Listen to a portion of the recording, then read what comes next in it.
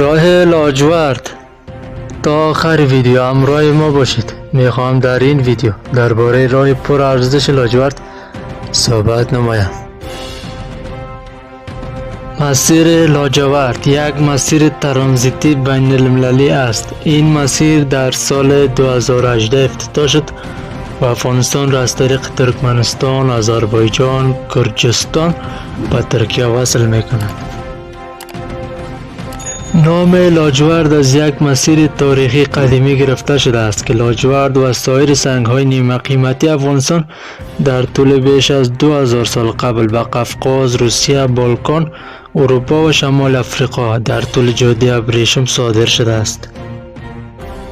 این ابتکار برای تقویت پروژه های اولویت ملی و انکشاف زیرساخت‌ها و اتصالات، انرژی و بخش‌های خصوصی دولت افغانستان عمل خواهد کرد.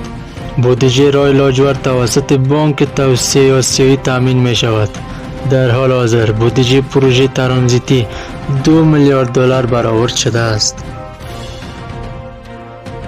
مذاکرات بر سر ایجاد این پروژه به سال 2012 برمیگردد. هدف از این قرارداد تقویت همکاری‌های اقتصادی منطقه‌ای و ارتباط بین کشورهای افغانستان، ترکمنستان، آذربایجان، گرجستان و ترکیه است و از این طریق روابط اقتصادی و فرهنگی بین اروپا و آسیا را گسترش می‌دهد.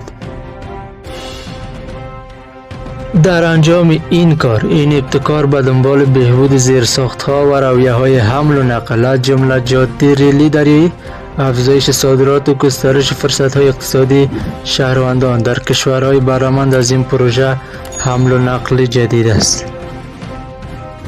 رئیس جمهور وقت افغانستان یعنی اشرف غنی این مسیر را در مراسم در هرات در 13 دسامبر 2018 افتتاح کرد. اولین کامیون‌ها 175 تن پنبه، میوه خشک و کنجد را حمل کردند. این پروژه از تورغندی در ولایت هرات غرب افغانستان آغاز می شود و تا بندر ترکمنباشی در دریای خزر در ترکمنستان ادامه می یابد. پس از عبور از دریای خزر مسیری به باکو پایتخت آذربایجان ادامه می یابد و سپس به تفلیس پایتخت گرجستان و همچنین به نادر پوتی و باتومی گرجستان متصل می شود. در نهایت این پروژه در ورودی اروپا به شهرهای قارس و استانبول ترکیه متصل می شود.